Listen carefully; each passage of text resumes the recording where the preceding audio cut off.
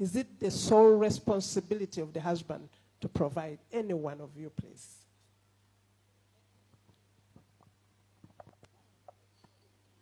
No, I don't, in my opinion, and I'll use in my opinion, I don't think it's the sole responsibility of the husband to provide.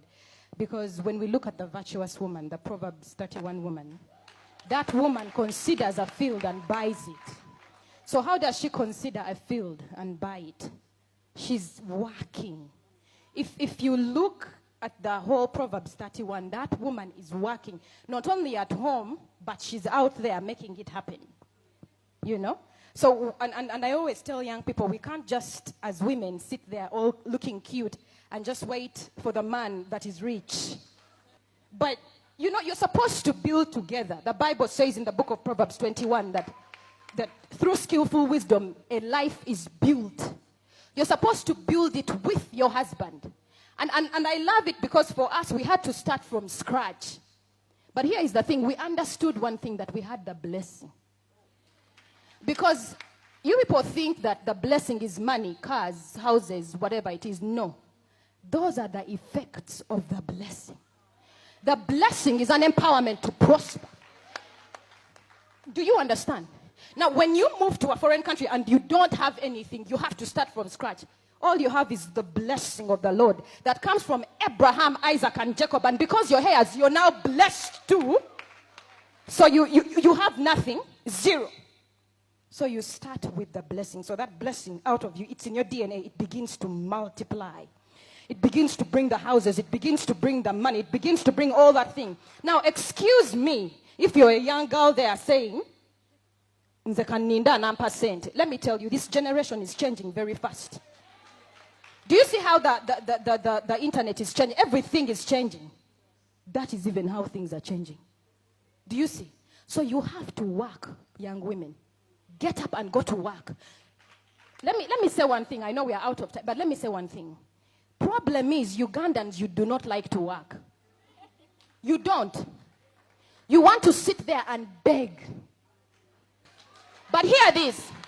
Let me tell you this. Do not despise the days of your humble beginnings. This woman here, she talked about chako mwenane mukola bwemti. Me, I will sell that chako for as long as it's bringing me money. Because those were her humble beginnings. Today she's an entrepreneur. Women work.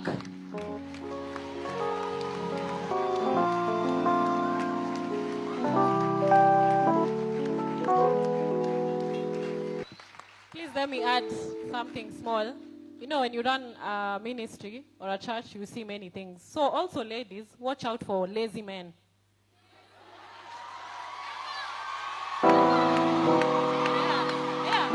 Because, you know, I'm from Kenya, so I can tell you the Kenyan story. So some men, there's a culture, I'm trying to hurry. There's a culture that is coming up of lazy men. Like there's a lady who came to us, and she's single, she's very rich. They run a family business, she's very well off. But several men have come to her, and they don't want to work. So they come to her because of her money. So there we said, no, you see why you should bring your man to your pastor? Yeah, because that man is not looking for work.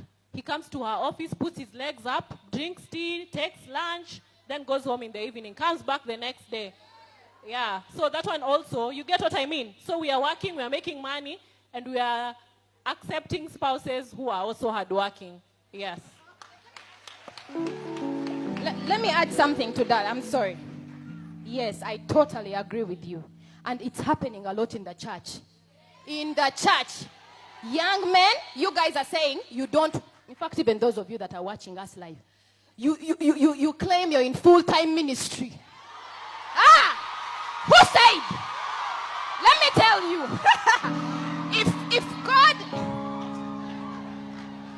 if God has not called you yet, don't claim you're in full-time ministry. Because if God has called you, He will sustain you. And then you see all these boys gallivanting around in full-time ministry. Not working. Young men, you have to go and work. Because now, let me tell you, and our culture, the way it is, Uganda, We talk so much to the women. We empower them. But who is speaking to these men? Bishop, help me. Who? You know? People are sitting in church and you have marriages that are failing because the men have refused to work. They are running away from their responsibilities.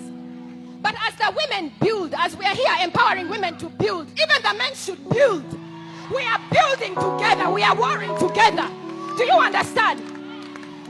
Otherwise, it's a pain. You come to a point where you're like, but how? Because let me tell you, even though the man is in ministry, yeah, I'll give you an example of my husband because that's who I know. My husband is in ministry, but the man, because he understood how he worked, he values money. Because a man who has never worked can never value money. And this goes to women as well. If you've never worked, you can never understand how to spend, how to pay some bills. They'll just give you money and you're like, yeah, let me go do my nails. Let me go. Do you see? But you have to value the money. So people, you've got to work. Thank you. You've got to work. Stop standing there and saying, oh, we are not going to work. Me, God has called you in full. If Bishop hasn't told you you're in full-time ministry, if your pastor hasn't told you you're in full-time ministry, please ask God.